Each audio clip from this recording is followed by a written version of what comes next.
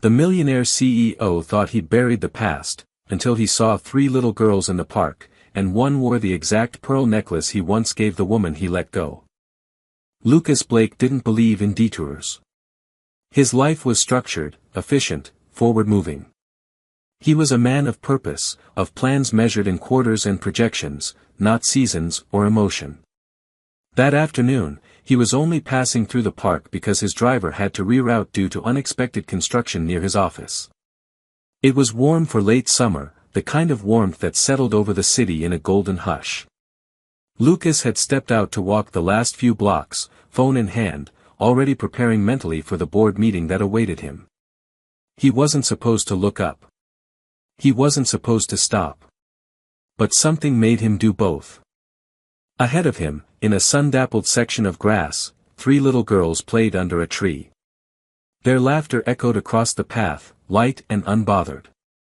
They couldn't have been older than 5 or 6.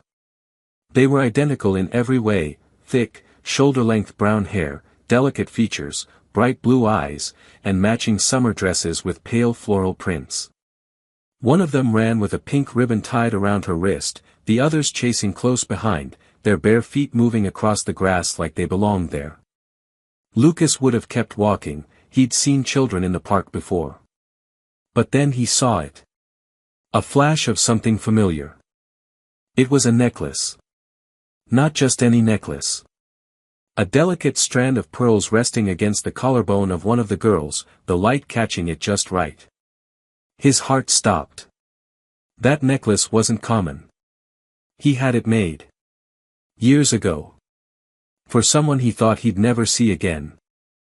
He stepped closer, barely aware of himself moving. The girls didn't notice him. They had fallen into a circle in the grass, arranging flowers and talking to each other in that language only children fully understood.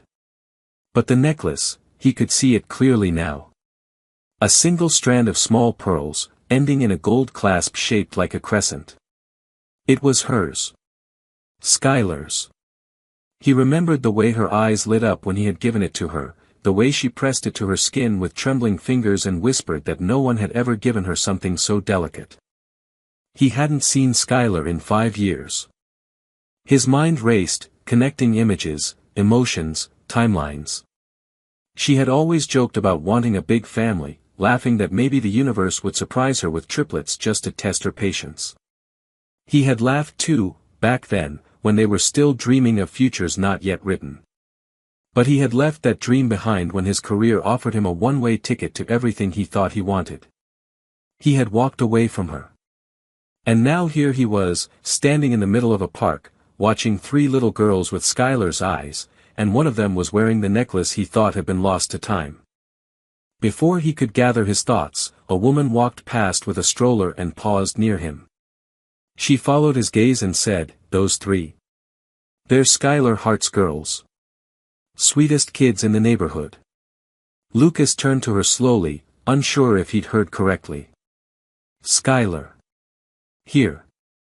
Not in another city or country like he had imagined. Not lost to some version of the past. He asked where she was now. The woman pointed to a shaded bench near the edge of the park. Probably just over there. She comes here almost every afternoon. Lucas followed the direction of her hand. His pulse quickened. He spotted her instantly. Skylar. Sitting alone, legs crossed, a book resting open in her lap. Her hair was tied back, longer than he remembered, but it was her. The same calm presence, the same quiet strength.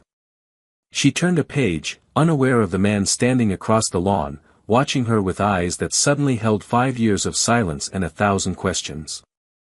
He didn't move. He wasn't ready to speak. But the moment had already spoken for him. The necklace, the girls, the fact that she was here at all, it was too much to be a coincidence. For the first time in years, Lucas Blake didn't know what to do next. And yet, deep inside, something told him that whatever future he had been chasing meant nothing if he walked away from this moment. Lucas stood frozen on the path, the world around him continuing in gentle motion, children laughing, dogs tugging at their leashes, the murmur of people passing through the park. But to him, everything felt distant, like a dream suspended in air. His eyes remained locked on Skylar, trying to reconcile the woman sitting quietly on the bench with the memory he had been carrying for years. She hadn't seen him yet. She was flipping another page in her book, occasionally glancing up to check on the girls, whose laughter rang like wind chimes across the open field. It felt surreal, watching her in this calm, maternal scene while his thoughts spiraled with the weight of what he was seeing. For a moment, Lucas considered walking away. Maybe he could convince himself that he'd imagined the necklace, that the girls were someone else's. Maybe he could return to his office, bury himself in data and projections, and forget that he had ever seen this moment unfold. But even as the thought entered his mind, he knew it wasn't true. He couldn't walk away from this, not again. His heart beat faster as he stepped off the path and made his way toward her, trying to suppress the part of him that was screaming with guilt, confusion, and the sudden surge of something he hadn't allowed himself to feel in a long time. Skylar looked up when she sensed movement nearby, and the second their eyes met, the book in her hand slipped slightly, as if the weight of his presence knocked the breath from her. Her expression shifted in a heartbeat, shock, wariness, and then something unreadable settled behind her eyes. She closed the book gently, her fingers tightening slightly on the cover. Lucas approached slowly, not wanting to startle her, but the air between them was already charged with everything they hadn't said, with 5 years of silence that now collapsed in an instant. "I wasn't sure if it was you," he said quietly, his voice sounding foreign even to himself. "Until I saw the necklace." Skylar didn't speak right away. Her eyes flicked toward the girls, still playing, then returned to him. "You shouldn't be here," she said evenly, though there was no anger in her voice, only exhaustion, maybe even sadness. "But I guess you are." "I didn't know," he began, but she cut him off gently, almost as if she expected the words before he even said them. "Of course you didn't." That was the point. There was no spite in her tone, just a simple truth. Lucas felt it like a blow, a reminder that his decisions had shaped not just his life, but hers too. He sat down on the far end of the bench, giving her space, though the distance between them still felt like a canyon. "They're mine, aren't they?" he asked, his voice barely above a whisper. Skylar exhaled slowly, her shoulders relaxing just a bit, as if holding up a weight for too long. "Yes.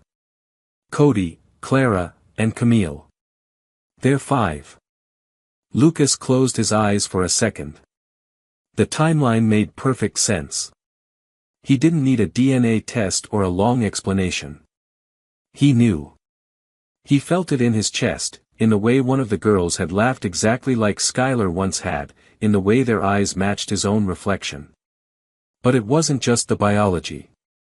It was the realization that he had missed 5 entire years. First steps, first words, birthday candles and scraped knees. All of it. "Why didn't you tell me?" he asked, though he already suspected the answer.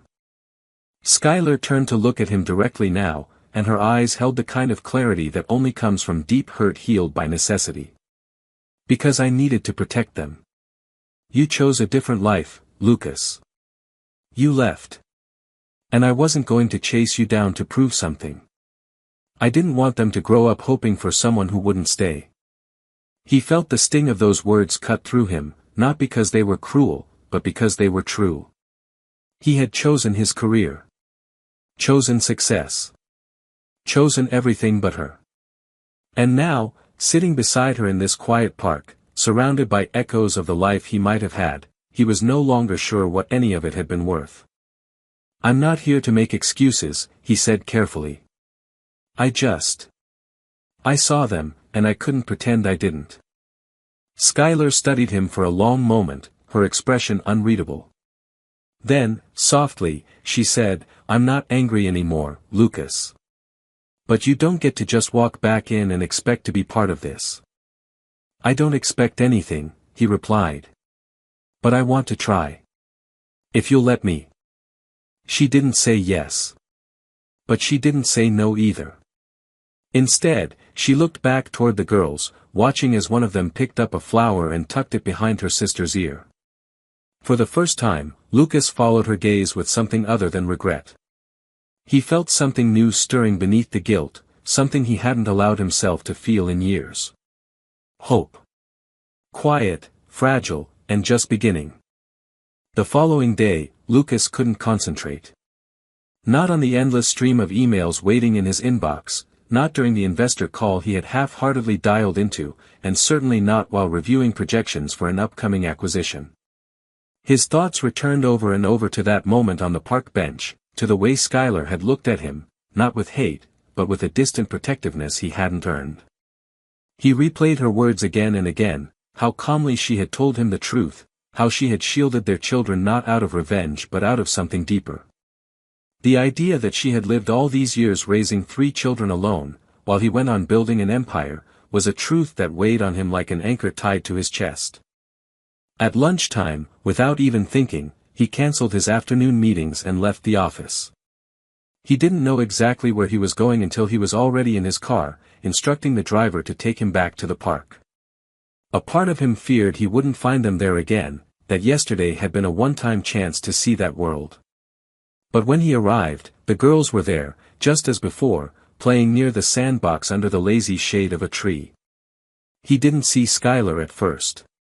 Instead, he saw Clara. He remembered her name now, carefully stacking plastic cups with her sisters, and something inside him clenched. It was too soon to approach, too much too fast. So he sat on a nearby bench, watching quietly from a respectful distance. 10 minutes passed before Skylar appeared, walking toward the girls with a tote bag slung over her shoulder.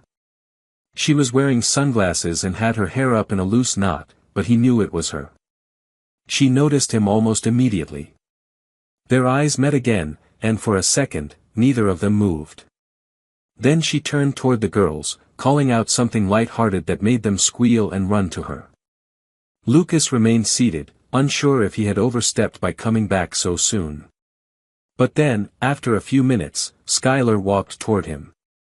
She stood beside the bench rather than sitting, arms folded loosely. "You came back," she said, and though it wasn't a question, her tone wasn't closed off. "I couldn't stay away," he admitted, rising to his feet. "I've been thinking about nothing else." Skylar studied him. "You look tired." "I didn't sleep much," he said honestly. "I've been trying to remember if I ever gave you the chance to tell me you were pregnant. And I think I didn't. I think I was already gone before you had the words." She didn't respond immediately. Instead, she glanced toward the girls, who were now busy turning the sandbox into a castle. "I was going to tell you," she said finally. "But the last time we talked, you were already somewhere else. Physically, emotionally. You'd made your decision. I was scared, and I didn't want to be a problem you had to fix." "You never were a problem," Lucas said quietly. "But I know I made you feel like one." Skylar let out a breath, and for a moment, the weight between them felt slightly lighter. "I made peace with it a long time ago. The girls, my girls, they're my everything. I gave them everything I could. They never asked about their dad, not in the way I feared. They're happy, Lucas. I need you to know that." "I believe you," he said. "And I'm not here to disrupt that. I just want to know them. If there's any room in their world for me, even if I have to start as nothing more than a name they learn slowly." Skylar finally sat down beside him, though she kept her body angled toward the children. "They're smart. They'll sense it, the way you're showing up. They'll test you too. They've been hurt, even if they don't fully understand how. It's not about being a hero, Lucas. It's about being consistent." He nodded slowly. "Then that's what I'll be." For the first time, she didn't answer with words. She just gave a small, cautious nod and stood to return to the girls. Before leaving, she turned back and said, "We come here most afternoons after school. That's not an invitation. But it's not a warning either." Lucas understood. It was a beginning. A crack in the wall. And even though he didn't know what the next step looked like, he knew that he would be there. Every afternoon. Every moment she allowed. Because he was no longer running toward his future. He was standing still for the first time, ready to earn something real. By the end of the week, Lucas had returned to the park every single day. He didn't approach the girls directly, didn't impose or make bold declarations. He simply showed up, sat on the same bench, and quietly watched their world unfold. At first, Skylar kept her distance, keeping interactions brief and polite, but something shifted after the third day. When Lucas arrived and took his usual seat, she walked over and sat beside him without hesitation, a small thermos in hand, and offered him a cup of coffee. He accepted it with a nod of quiet gratitude, sensing that this tiny gesture carried more weight than any words either of them could offer at that moment. They talked, not about the past or the mistakes that had carved the years between them, but about small things, about the girls' favorite cartoons, about school supplies, about how Clara refused to wear matching socks and Camille was already trying to teach herself how to read chapter books.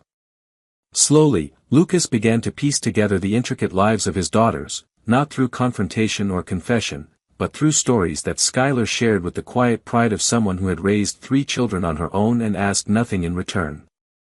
On Friday, something unexpected happened. The girls, noticing that Lucas was there again, started drifting closer. It was Clara who approached him first, a flower crown she had made herself slightly askew on her head. She stood in front of him for a long moment, staring at him with a curious frown before asking if he knew how to whistle. He smiled and tried, failing miserably on the first attempt, which made her burst into giggles and call her sisters over. In a matter of minutes, all 3 girls were standing around him, handing him pebbles and dandelions, asking him questions faster than he could answer them. Skylar watched from a few steps away, her arms folded tightly, but her expression was soft, not tense. She didn't intervene. She didn't call the girls back. And Lucas felt something shift deep in his chest as he sat cross-legged in the grass, suddenly surrounded by bright voices and little hands tugging on his sleeves. For the first time in years, he wasn't wearing a watch. He had no phone in hand. No sense of time passing. Only the overwhelming awareness that this was what he had been missing without even realizing it. Later that afternoon, after the girls had returned to their sandbox fortress, Skylar sat beside him again. "You're good with them," she said, her voice low, almost surprised. Lucas shrugged, unsure what to say. "I'm trying not to mess it up." "They're not fragile," she said. "But they're guarded. If you hurt them, I won't protect you from what that does to them." He looked at her, not defensive, just honest. "I'm not going to hurt them. I won't leave." Skylar nodded, but she didn't smile. Trust, he realized, wasn't built in promises. It was built in proof. And so he kept coming. Day after day. Some days the girls ran to him, eager to show him what they had drawn or built. Other days, they stayed back, watching him like scientists studying a new element. He let them set the pace. He never pushed. When Camille fell and scraped her knee, he waited until she reached for him before lifting her into his lap. When Cody forgot the word for umbrella during a story, Lucas waited patiently while she figured it out on her own. He didn't try to replace anything. He didn't pretend to be a father they had always known. He simply remained, present, calm, dependable. And slowly, the walls they had built around their tiny world started to let him in. It was late one afternoon, as the sky turned golden and the park began to empty, when Clara leaned against his arm and asked, "Are you going to be here tomorrow too?" Lucas looked down at her, her face smudged with grass and dirt, and said quietly, "Yes. I'll be here as long as you want me to be." She didn't say anything, just nodded and rested her head against him like it was the most natural thing in the world. And in that moment, Lucas felt something he had never experienced in all the boardrooms and private jets and glass towers. He felt found. Not by success. But by something far more real. Something he was finally beginning to understand had been waiting for him all along. Saturday morning arrived with an unexpected stillness in Lucas's apartment. The usual rush of his weekend, reviewing contracts, planning next week's investor briefings, managing silent obligations from people who only knew his title, was replaced by something gentler, quieter. He had awakened early without an alarm, brewed his own coffee for the first time in years, and spent an unusual amount of time standing at the window, looking out at a city that, for once, didn't feel like it was demanding anything from him. The girls' voices echoed faintly in his memory, Clara's playful defiance, Camille's quiet curiosity, Cody's constant observation. He wasn't used to replaying conversations that didn't involve negotiations, but their words kept surfacing, their faces tugging at him in a way no business proposal ever had. By mid-morning, Lucas arrived at the park. He brought 3 new sketch pads, a small set of washable markers, and a box of lemon cookies he'd learned from Skylar were the girls' favorite. He wasn't trying to buy their affection. He knew better than that. He just wanted to show them he remembered, details, preferences, tiny truths. The kinds of things that made people feel seen. They were already there, sprawled out beneath the tree, deep in a pretend game that involved invisible dragons and a queen who couldn't be defeated unless someone baked her cookies. Lucas watched for a moment before approaching, and the moment they saw him, Cody grinned and waved him over like they'd known him forever. Clara immediately asked if he had brought anything interesting, and Camille simply tugged at his sleeve, guiding him into their makeshift kingdom as though he belonged there without question. They pulled him into their world effortlessly, like gravity. Skylar arrived later, carrying a bag of sandwiches and a folded blanket. She looked tired, but at ease. She greeted Lucas with a small nod and no hesitation. It was clear now, in how she looked at him, that something had shifted, not into full trust, but into quiet recognition that he was becoming part of the rhythm of their lives. That afternoon was different. More than just playing or sitting on the sidelines, Lucas began to participate. He helped build a fort out of blankets and sticks, read them a chapter from a fantasy book, and even let Clara braid a section of his hair using a neon green hair tie. He let them paint his nails with glittery polish that barely washed off later, and when Camille spilled juice all over her shoes, he cleaned them without hesitation. Skylar watched all of it silently, her expression unreadable, but her body language relaxed. She wasn't just tolerating him anymore, she was beginning to accept that he was there for the right reasons. As the day began to wind down, Skylar asked him to walk with her while the girls played nearby. They moved slowly along the edge of the park, and for the first time in a long time, it felt natural. She asked about his life, not about his company, but about his day-to-day. Where he lived. If he had family nearby. Whether he ever got lonely. Lucas answered honestly. He told her how empty his home felt, how strange it was to be surrounded by noise now and not want to escape it. How meeting her again, and seeing the girls, had disrupted everything in the best way. He admitted his fears too. That he didn't know how to do this. That he didn't deserve another chance. But he wanted to try. Skylar stopped walking and looked at him. She told him that forgiveness wasn't a door you could knock on once and expect to be let in. It was something you earned through consistency, through patience. But more than anything, she said, the girls needed to know he wouldn't disappear again. Not next month. Not next year. Not when things got uncomfortable or complicated. Lucas nodded. He didn't argue. He didn't make promises with timelines. Instead, he said the only thing he knew was real. That he wasn't going anywhere. By the time they returned to the girls, the sun was dipping low, casting golden light across the park. Clara and Cody had fallen asleep on the picnic blanket, curled into each other like kittens, and Camille was quietly humming to herself while brushing leaves off their hair. Skylar looked down at them, and without thinking, Lucas knelt to help gather their things. He carried Clara to the car, her head resting against his shoulder, her breath warm and steady. It felt like something sacred. When he handed her to Skylar and buckled Cody into the seat beside her, he didn't feel like a visitor. He felt like someone who had finally started to come home. The following week marked a quiet shift in the unspoken balance between Lucas and the small family he was slowly becoming a part of. He no longer questioned whether he should be present, he simply was. He picked the girls up from school twice, with Skylar's cautious but undeniable permission. The first time he waited outside, unsure of how the teachers or other parents might react, but when the girls spotted him, their squeals and frantic waves erased any doubt.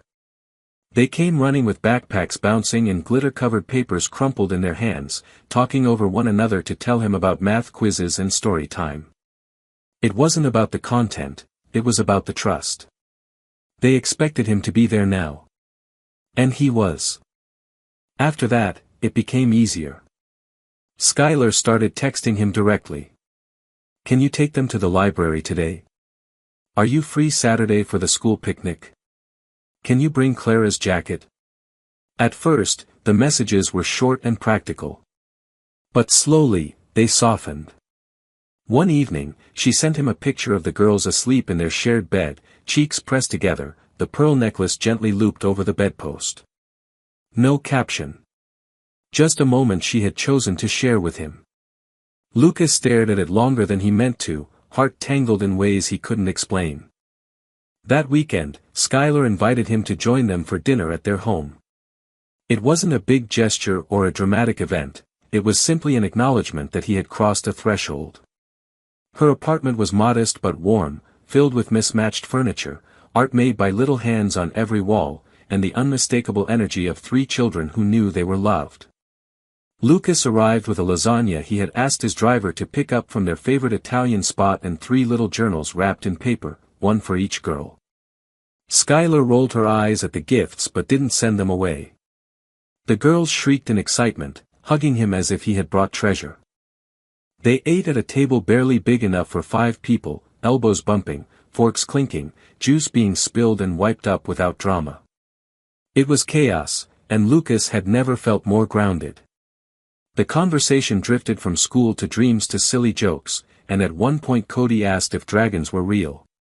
Before Lucas could answer, Camille said, "Maybe, but I think Daddy would know," and the room went still for a split second.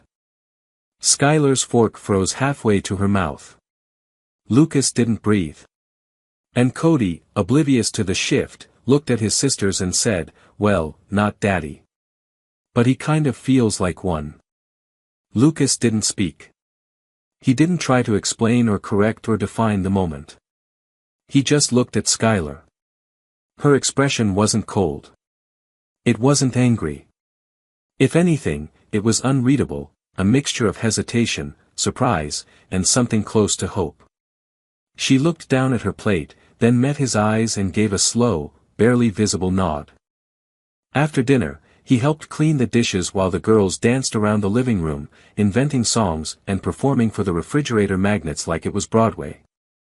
Skylar stood beside him at the sink, drying plates, her shoulder brushing his.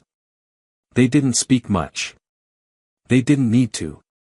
The silence between them wasn't awkward anymore. It was full. Comfortable. Familiar in a way that didn't ask questions or expect resolution. It just was.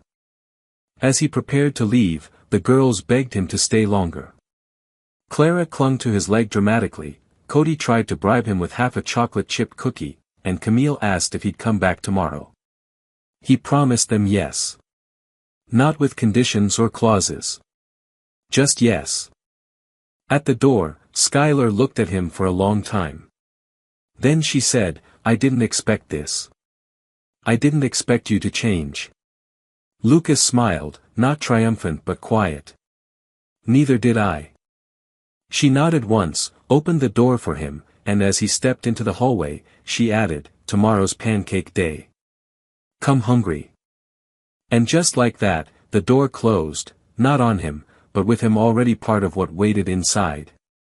Sunday morning arrived with the smell of pancakes and something more delicate, belonging.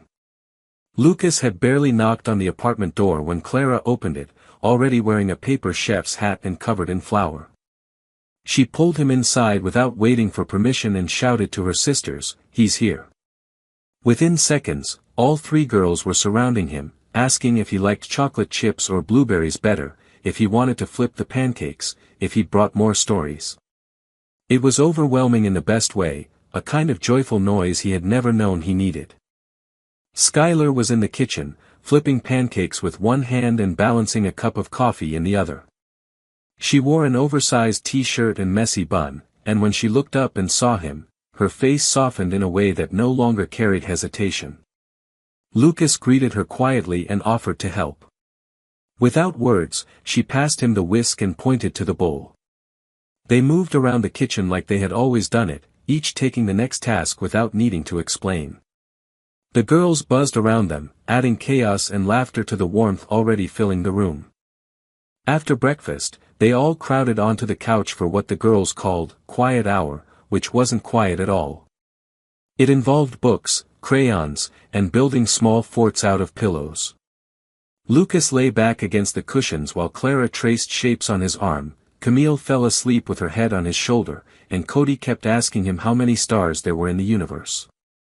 Skylar sat nearby, watching with a look on her face that Lucas couldn't quite name but wanted to memorize. It wasn't just gratitude. It was something more vulnerable, relief, maybe, or trust beginning to settle into something steady. Later that afternoon, Skylar asked if they could talk. She took him out onto the tiny balcony overlooking the street while the girls napped. It wasn't dramatic or confrontational. She simply leaned against the railing and told him about the night she found out she was pregnant. How scared she was. How she wrote him a message she never sent. How she almost did. How part of her wanted to believe he would have stayed. She didn't say it to guilt him, there was no accusation in her voice. It was just a part of her story she had carried alone. Lucas listened. He didn't interrupt.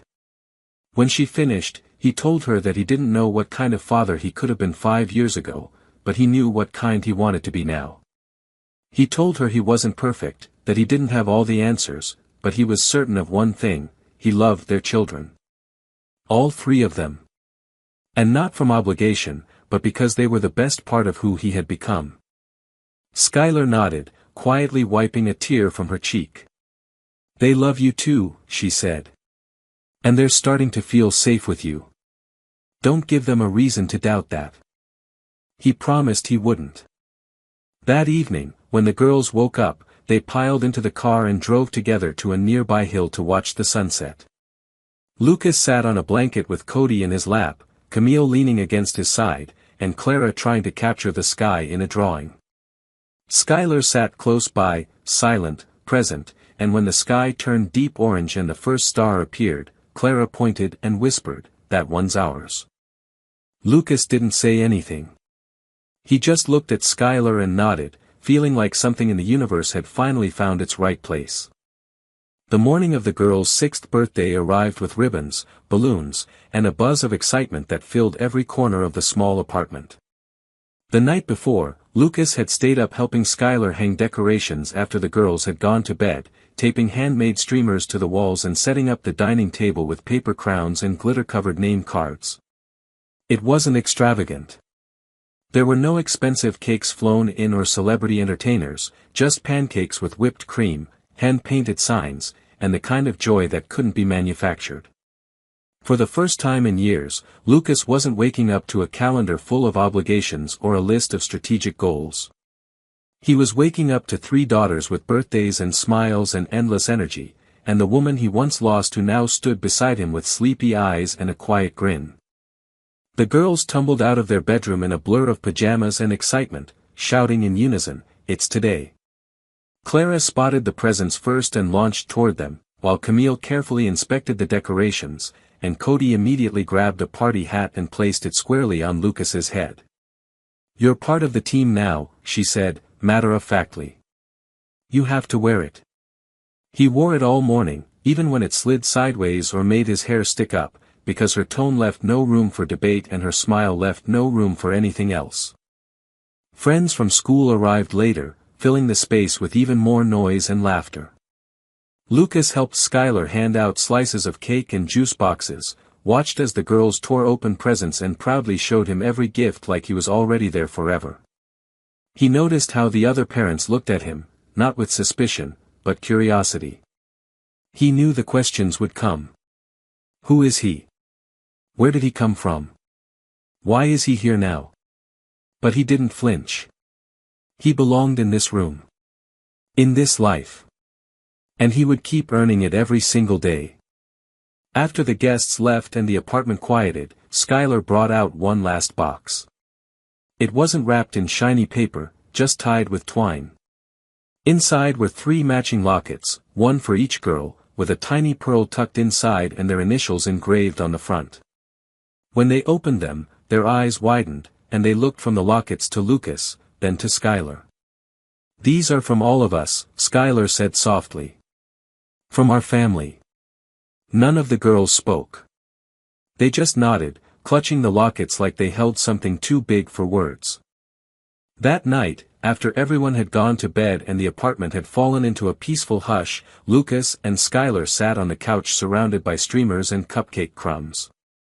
She leaned her head against his shoulder, and he reached for her hand without asking.